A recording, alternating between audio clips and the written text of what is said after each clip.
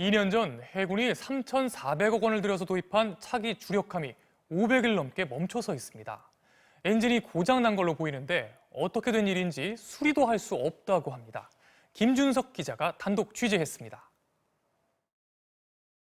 지난 2018년 8월 해군이 도입한 차세대 오이함 대구함입니다. 2,800톤급으로 한 척 가격이 3,400억 원입니다. 스텔스 기능으로 방어 능력을 높인 데다 하이브리드 추진 체계로 수중에서 소음을 현저하게 줄여 대잠수함 작전에 기여할 것으로 큰 기대를 모았습니다. 그런데 650여 일이 지난 지금까지 실제 작전에 쓰인 건 100여 일에 불과합니다. 전력하 뒤 5달 만에 고장이나 238일 동안 멈춰섰는데 해군은 조작 미숙이 원인이라고 했지만 문제는 계속됐습니다.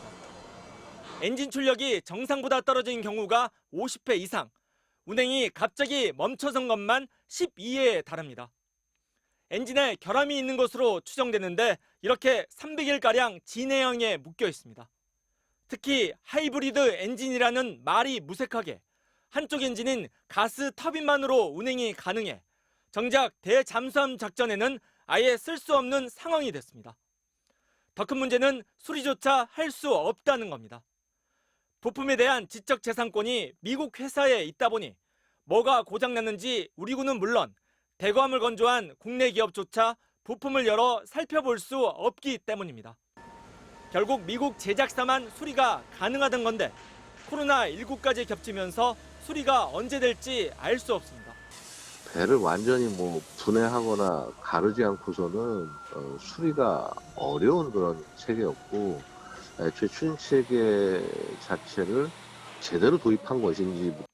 그런데도 해군은 대구함과 같은 추진 체계를 가진 경남함을 올 12월 추가 도입할 예정입니다. 해외에서 도입하는 부품들에 대한 조달 방법이라든가 대안이 확실히 마련되지 않으면 이런 사업들을 더 이상 추진하는 것이 문제가 있다고 보고 있습니다. 수리가 늦어지자 해군은 3억 원에 달하는 새 부품을 미국에서 추가 구매해 교체했다며 대구함이 이번 주부터 다시 시운전을 시작할 예정이라고 해명했습니다. 이렇게 군은 언제 고장이 날지 모를 같은 부품을 사오느라 3억 원을 또 썼습니다. MBC 뉴스 김준석입니다.